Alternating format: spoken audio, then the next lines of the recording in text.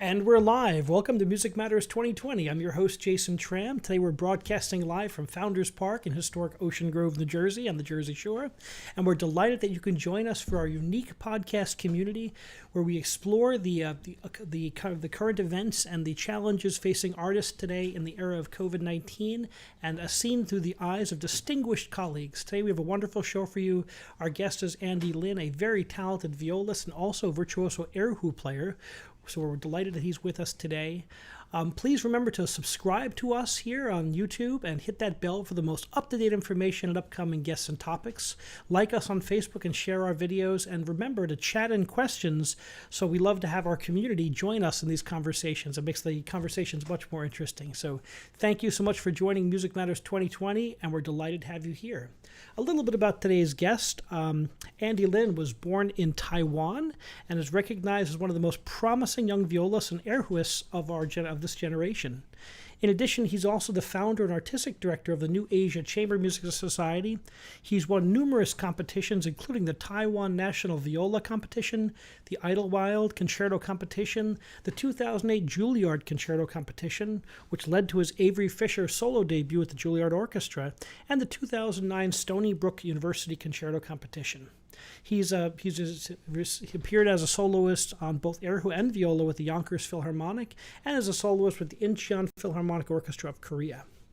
So we are delighted that he's here today. He's also a very avid chamber music player, playing with string quartets and solo recitals. And I've worked with him as an orchestral player, a delightful person, and a wonderful artist. Welcome, Andy Lin. Hello. How are you today, Andy? Hi, Jason. It's great, doing great. Thank you so much for having me on your podcast. So tell us about your journey as an artist, and how did you choose the viola as an instrument?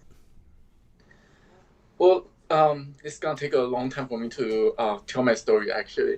So, I was born in Taiwan, and my older sister, who is also a musician, and when we were young, there was this Yamaha. It's a music school where kids go to the music school to take musical lessons, and their slogan is kids who learn music will have good discipline. And I mean, that's a famous phrase in Taiwan for many years. So my parents decided to send both me and my sister to one of our aunts who plays kids piano, and that's how we got started in the beginning. So basically I studied on the piano when I was about 5 or 6, and then I picked up the violin when I was 6.5. And then when we were going into more serious music education in Taiwan, when I was in elementary school, I was majoring in the violin and minor secondary in the piano. And when your musical study into middle school, high school, pick up a traditional instruments from China and from so picked up erhu actually earlier and thought since when you go to middle school, why don't you start earlier and you can learn kids. And so when I was around 8, well, more like 9 years old, the erhu, one of my main instruments nowadays. And so back then I only played the viola for competitions, and I would just play on the violin. Actually, I'll pick violin repertoire and play on the viola. That happens a lot nowadays as well. And so when I was 7th grade, my sister to the States 2 years before I did, and she really loved Idlewild Arts Academy, which is one of the international boarding school. It's an arts high school in California. And she told my parents, "Oh, it's such a great," and she thinks I should go there as well with her. So my parents asked me, "Hey, Andy, do you wanna follow your sister?" 12, and I was like, leave family and home Why not? So I just left. Basically, me and my sister, we left our home at a very young age.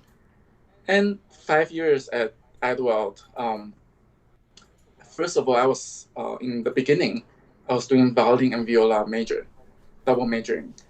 And soon I realized I really loved the viola, and I had a wonderful viola teacher, Donna McGuinness, who is retired now, who teaches at USC.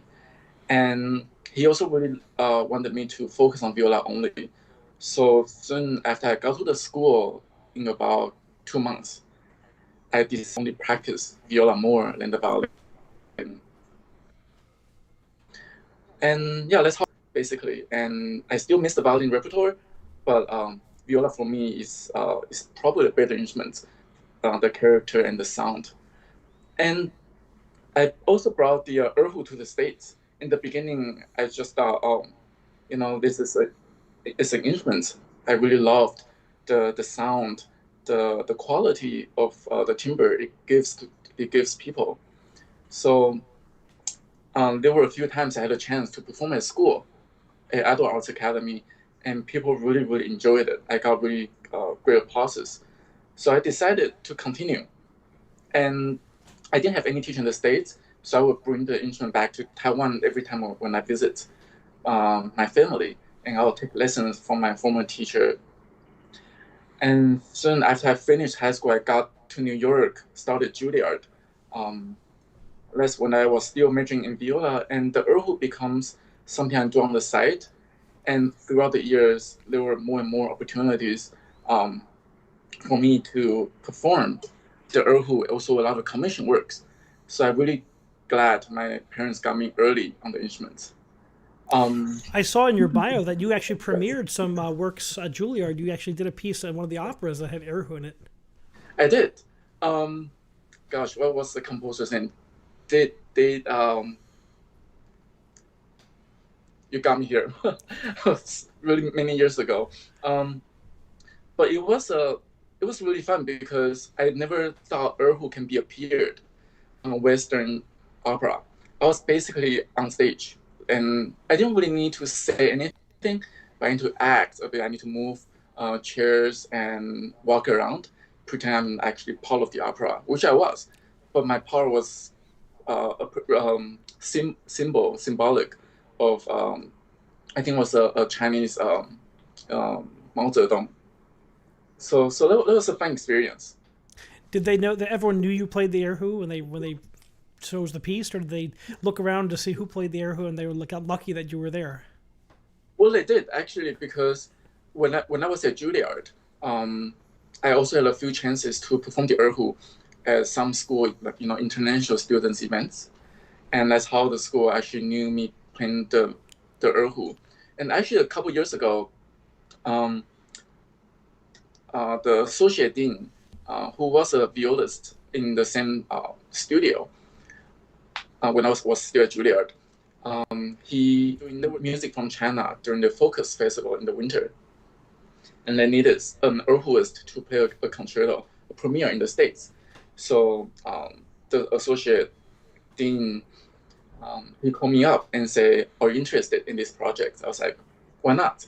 So I went back to school, rehearsed, and I did an erhu concerto with the Juilliard Orchestra as well. So I think I'm probably the only Juilliard student or alumni in the history who did two concertos with orchestras on both instruments, one That's from the east, one fantastic. from the west. I love the fact that you living in New York, you bring your influence from home along with your classical music. It's truly a New York story when you add all these elements together and you create something new and exciting. I think it's wonderful. I think so too. I think New York really gives me a lot of great opportunities to to play the erhu because it's such a diverse society and community here, and people accept everything you do.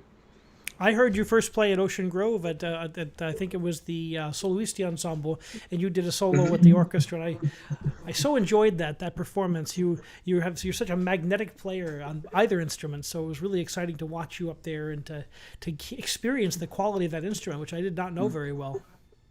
Thank you.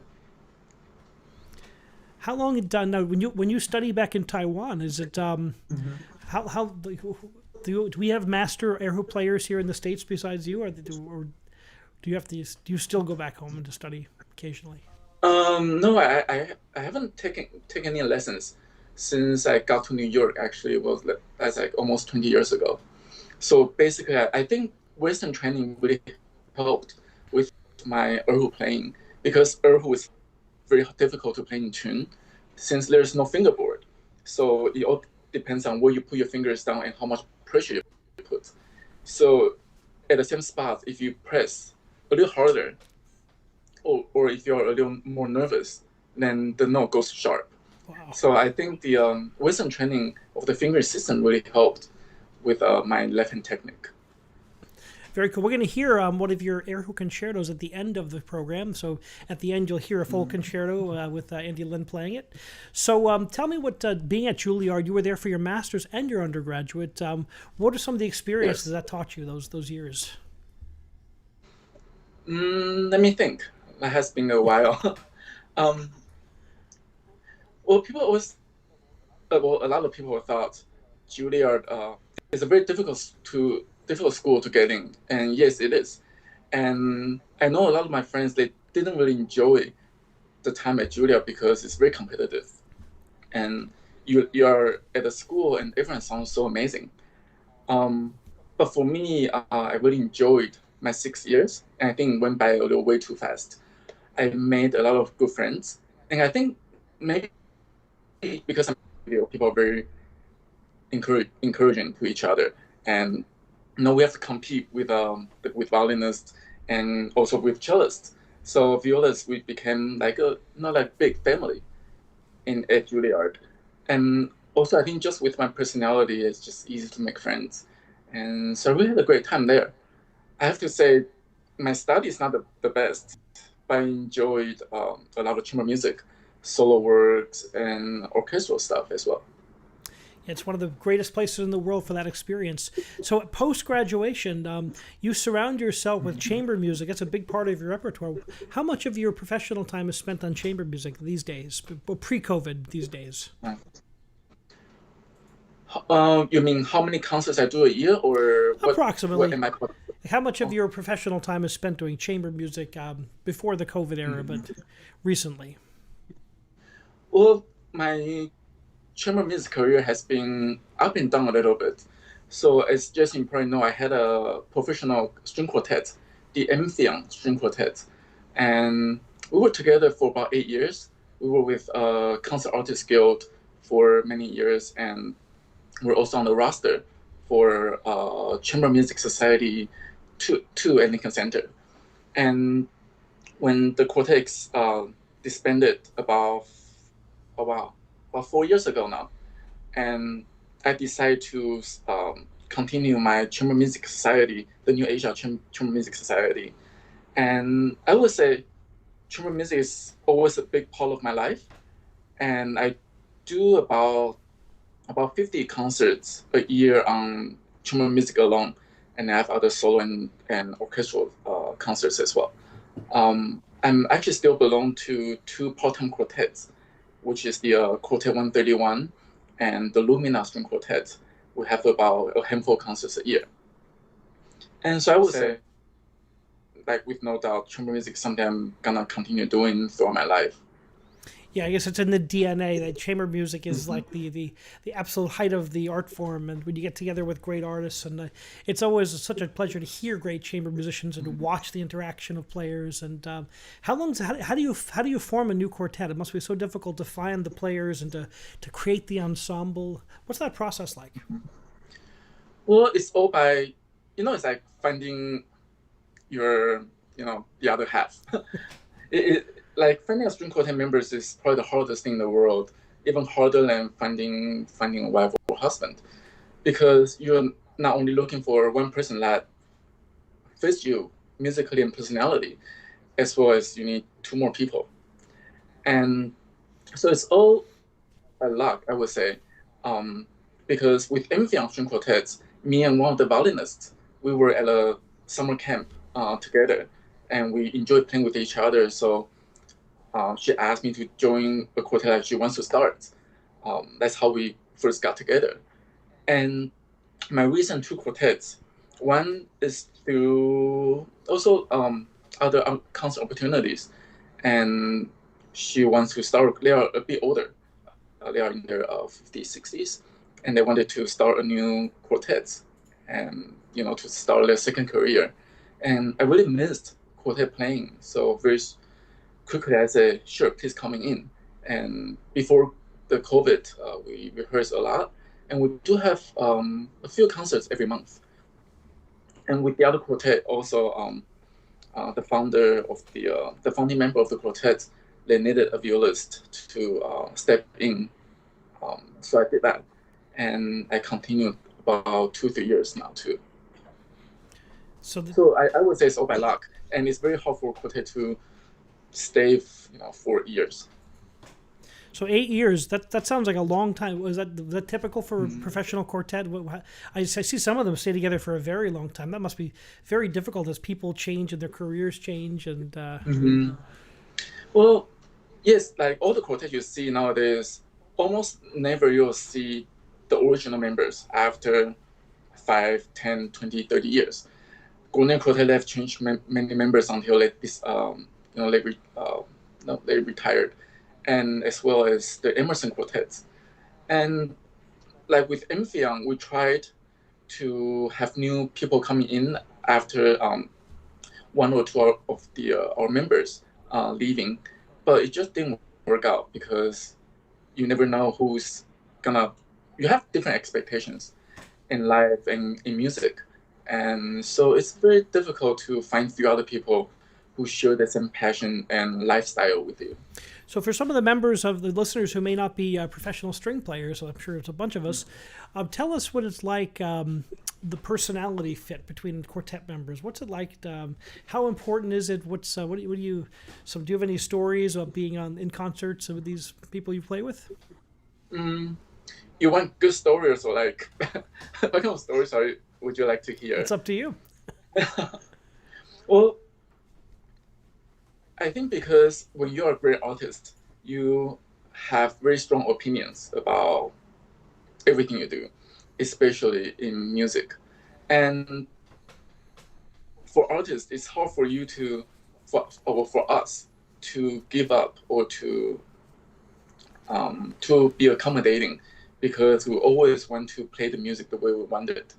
So with the string quartets in the beginning, you probably need to spend the first year or 2 to actually get used to each other's personality and playing, because you have to change.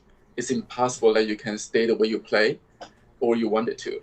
And so people who can actually stay in a quartet for a longer time are people who is either you are very dominating and you find 3 other people who are very accommodating, or everyone needs to be more accommodated.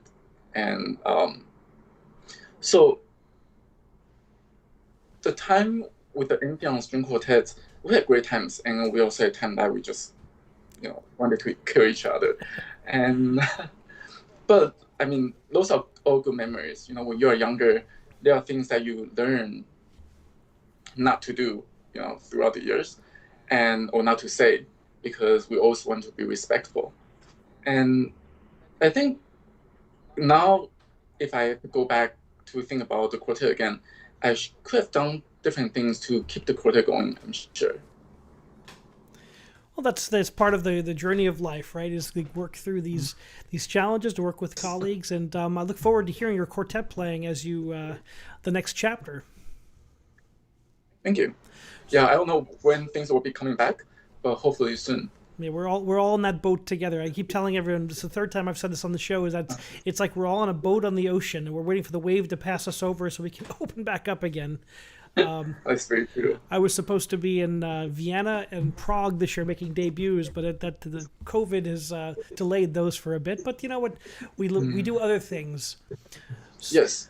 So tell me about your concerto repertoire. So what's it like going back and forth between string players? It's like a well-balanced diet between concerto, chamber music, orchestral playing. What's your thoughts on that? And how does your concerto playing feed into your chamber music and your orchestral playing? Hmm. Well, I think being a solo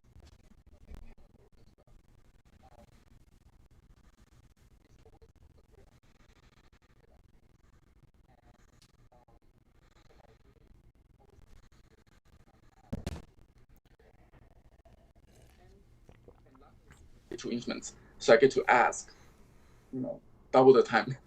And there are even times when they ask me to play the erhu concerto, they will be like, "Oh, would you like to also play something on the viola?"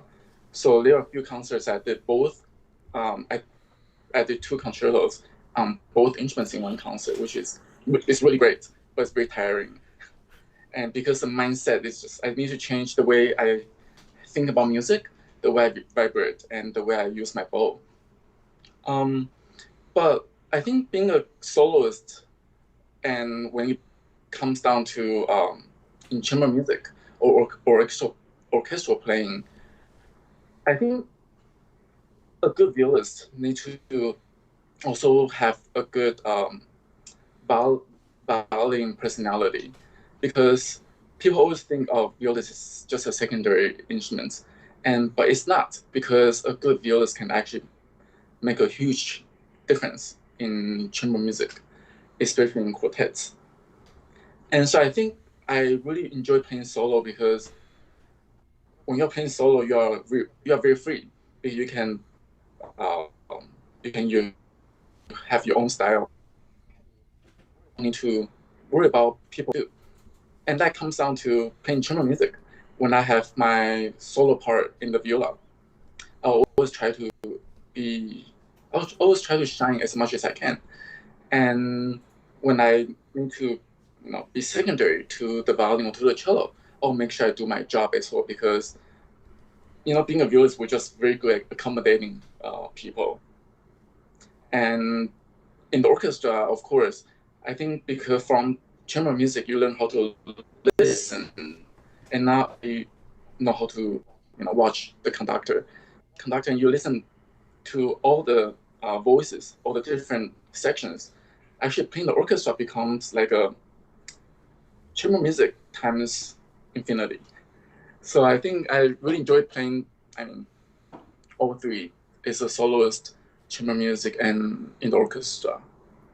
Well, working with you as a conductor and watching the effect you have on a section is really quite amazing, because all the other players hear your sound, they sit up straight, and I think you have that impact on your section that you play at. So, what orchestra? I know you're a principal with which orchestra? One of the orchestras in New York these days. Well, I play with the New York classical players a lot, and as well as the Solistic ensemble. And I also as guest conductor to Princeton Symphony Orchestra, as well as Bergen Symphony in New Jersey. I mean, those are all community orchestras, and yeah. But I think in New York, that gives me enough work and experience as a principal violist. Now, have you gone back to Taiwan to play? Not yet. I haven't gone back to Taiwan for about 6 years, Wow. and next year will be the first time since I passed my 30s. I didn't realize you were that young, but I'm glad to hear that. When you get to my age, that 30 is quite young. Yes. So, yeah, well, I hope you get to perform a concerto back in Taiwan. That would be great to get back home. And do you have a lot of family still in Taiwan? Well, all my family is still in Taiwan. And actually, my goal next year is to bring my music society, the New Asia Chamber Music Society, to Taiwan to have a concert tour. So tell me about this your chamber, your New Asia Chamber Music Society. How did you make the decision to start a new organization, and what's that been like? Well, actually, the New Asia CMS, we have been around for about 9 years now. We had our first inaugural concert at the Carnegie in 2011, and back then we just had me and a few other good friends. We decided to, we're getting out of school, and we're thinking, what should we do? And besides, trying to get gigs, concerts here and there, maybe we should, create something together that we can give ourselves form, and also to, give opportunities to others. So and we were all from Taiwan back then. So we started this. I mean, we did our first concert at the Carnegie, but it was just like a pickup group. We had about a handful of concerts a year, and but it wasn't until my former quartet, the Amphion String Quartet, disbanded in 2016. That's when I was I was in a dark age in my career, since the quartet was a big part of my career and my life. And so when we disbanded, I wasn't sure what I was going to do. And then I was thinking, what do I have now that I can continue working on?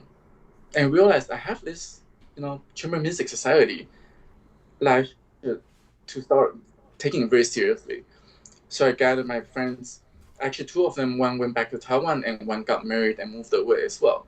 But me and one of the founding member, who is the one of the directors, we decided to put together a team to do our first benefit gala.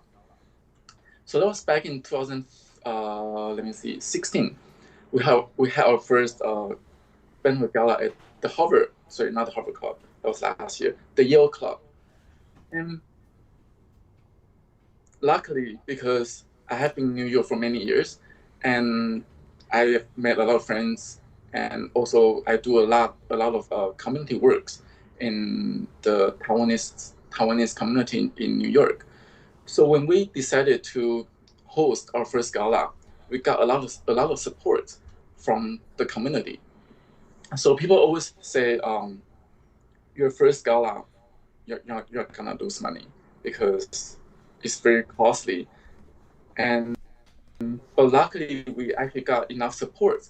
We raised about 80,000 in our first gala, and that allows us to actually host almost 20 to 25 events and concerts in 2017. That's incredible. That's an incredible story, and congratulations. And yeah, it takes a lot of work to run an organization. I've run a few, and that's a real challenge. And especially when you work that hard, it's great to see it pay off. It is, yeah. We were very lucky, to be honest, and also because one of our mission is to, for me especially, when I go to a concert nowadays, just listening to classical music is no longer enough, because everyone's life is so busy, and you want to get the most out of it in a shorter time. So I realized, when people come to our concerts, why don't we introduce a different aspect in music? And since I know the erhu, I know Chinese music well, why don't I just incorporate that part into my Western classical music career? And that's why it becomes one of the missions for New Asia CMS, where every concert we do, you'll hear a pipa, which is also plugging Chinese instruments, or the erhu, or we also had a yangqin, which is a Chinese dulcimer. So every concert, our audience will enjoy, music from two different worlds. And for me, that's very, very important, especially nowadays in the States. These days in classical music, you must be an innovator, and your innovations in that really are engaging your audience, because it gives them what they want to hear: the classical music plus the mixture of the ethnic Chinese instruments. So that's a really great way to draw your people in. Congratulations! Thank you so much. Thank you. And you said you were very active in your with the Taiwanese community in New York. It says here you're president of the Taiwanese Junior Chamber of Commerce. Tell me about that. What do you do for that organization? Okay, so I was the former president, but also the one of the founding members of the Taiwanese Junior Chamber of Commerce of New York. So basically, like everyone knows, Chamber of Commerce is a business group of people, and because throughout my time in New York, I've made a lot of friends outside of the music bubble. And through meeting all of them, making friends with them, I realized there is so much more I want to do in life other than just music. It can be with music or not. So there are a lot of very young, talented Taiwanese um, entrepreneurs or just Taiwanese people in general in New York. And so me and my friends, we were, at a dinner one night, and we were thinking, what can we do to bring the young Taiwanese community together, and to do something more meaningful other than just hanging out, eating, drinking, partying, or what if we can actually talk about business and make everyone improve, bring ourselves into the next level in our career. And so we found we have this huge organization globally. Is the World um, Chamber of Commerce of Taiwan, and we are just the New York chapter, and we are the junior chapter. We also have a senior chapter of New York, and there are uh, 39 chapters, senior chapters in the States, and there are 17 junior chapters in North America, and we are the New York chapter. It's a huge organization, and it's a global organization. How much ties does the organization maintain with Taiwan? It's basically everything we do is for Taiwan. Actually, I mean, there's nothing political, but what we try to do is we try to bring business from Taiwan to the States, or bring business back to the back to Taiwan, or we always find business opportunities within the group as well. Well, that's wonderful. You mentioned that you explore a lot of things outside of music. What are some of your interests outside of music? Well, I love making friends. That's a big part of my life, and so with for me, friends, it's because it's part of my life. So everything I do will be surrounded with this thought. Well, not thought. Everything I do, I always want to include my friends. That includes New Asia Chamber Music Society, where I can bring in not just musicians, but also people who love music and who want to contribute in music. And also the Chamber of Commerce of New York. That's also a way for me to meet more young professionals in New York, as well as bringing people together and do more meaningful things for the society. And then so everything I do will be surrounded with that thing in my head. Well, the essence of music making is this people connection. So that must be like a natural love of yours. So Jason, can you ask me the question again? Sure. So sometimes we're at the whims of the internet, right? That's the nature of these days. So your natural ability to connect with people is what probably makes you a wonderful musician. Is the connection with people, which is the essence of music making when we break it down. Yes, I find musicians, it's very important for us to actually go out there to make non-musician friends, because if you think about when you're playing a concert on stage, you don't want lots of musicians to be in the audience, because first of all, that makes you nervous. You see your colleagues down there and they're just watching play, and that's their profession as well. And at the same time, you want your friends, musician friends, to be actually elsewhere also performing. So I think it's our job, musicians' job, to bring in more audience from outside of the music circles. Yeah, certainly the musicians, whenever you perform for musicians, we think so technically, we think all of those things. The audience, general audience members may have a different, they feel the reactions, they feel the quality of the music, but they may not know all the technical nuances that the artists know, certainly. It's a different environment entirely. Yes. So speaking about audiences, what's it like for you these days? How has COVID shifted your entire musical life? Well, that's pretty obvious. In New York, basically all the concerts are canceled, right? Maybe throughout the year until sometimes next year, and now everything is shifted to the internet. I remember in the beginning, I would say in March, when concerts are starting to get canceled, we were still thinking, oh, it's not gonna take that long. So a month. concerts Yeah, concert in March, cancel. That's fine. I can survive for a month without concerts. April, canceled. Musicians we start to um, panic a little bit, not because we lost work and we lost opportunity to make a living in New York, but also we lost the opportunity to to share music with others. And I believe that's in April. That's when all the music organizations start to shift everything on internet. Because for us, we have been performing throughout for many years through our lives, and not being able to express our feeling to others through music is actually very tough for us just sitting at home, no, you know, not knowing what to do next. And but luckily, because I make a lot of friends, and a lot of my friends, they are not in the music circles, so they give me lots of suggestions what I can do. And I'm sure we'll talk about how I started other small business on the side during the COVID time. But as a musician, I also feel it's a great opportunity for all of us to rethink why we are playing music and why we are musicians. Because growing up, the only thing we learn at school from our teachers is to practice. And if you play so well, you have constant opportunities.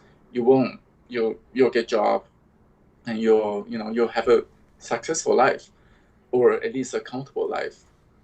But obviously that's not the case nowadays. Like, I know a lot of my friends, they lost their orchestra job, or just all the concerts. And some people are even looking to pursuing a different career. My friends start learning coding.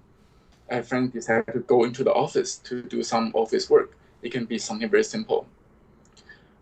And there are lots of musicians who also becomes very creative. COVID is a time for us musicians to finally not to actually worry about our next concert. So we have time to think about what else can we do to um, bring more music to the general audience. And I think during the COVID time, a lot of musicians becomes very techy. You learn how to edit your own video. You learn how to hold a camera in front of you and be able to play still. So there are many different ways. Because we are musicians, we are artists. We are supposed to be very creative, and it's just a great time for us to revalue what can we do to actually make classical music continue and survive throughout this difficult time. Yeah, And if we, what I loved about me doing, I founded this show because I was so impressed with some of the work of my colleagues who were out there innovating and doing great different projects, and so many great ideas and so many artistic outlets that I said, I want to tell some of these stories, and I'm glad to hear that you're doing a lot of that introspection and reevaluating. What are some of the projects you're working on right now? you mean the non-musical things or musical things? We'll start with the musical ones. Also, since it's towards the second half, or it's always in the second half of the year, so my music society, we were gonna do our annual concert at Merkin Hall in May, but of course everything has been postponed. So now we are doing our live or pre-recorded live concert in September, where our recording will start. We're gonna start rehearsing next week, and we'll go into the studio next weekend for the recording, and so we'll go live in September. And there are also other concerts, one in Houston and one in DC, where everything is shifted from live concert to internet. So everything will be pre-recorded in New York. And we also have our gala, first virtual gala ever for the Music Society in November. So all this lining up actually keeps me very busy with the society.